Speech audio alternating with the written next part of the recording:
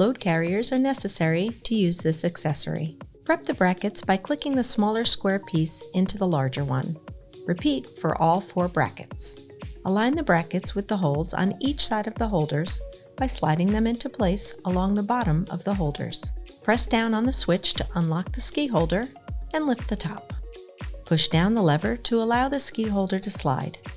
Slide the open ski holder to the side. Position the nut in the right direction. The hexagonal side should face you.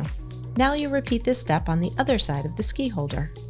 Slide the open ski holder back to its original position and lift the strip to reveal the second hole.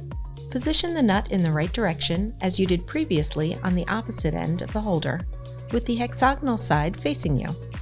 Secure the brackets by tightening the screws. Slide the ski holder into the T-track of the load carrier.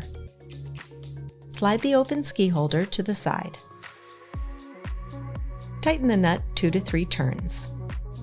Slide the open ski holder back to its original position to access the rubber strip. Pull back the strip and tighten the nut, then refit the strip on the ski holder. With the ski holders still open, position the skis facing towards the rear part of the car.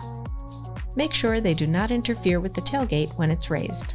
Press the ski holders together with 1 or 2 clicks to close. Insert the lock cylinder so that it clicks securely into the chamber and cannot be removed. Turn the key and remove it to lock. You'll know the lock cylinder is properly installed if it remains securely in place when you remove the key. Give a firm tug to check that the skis are fitted securely.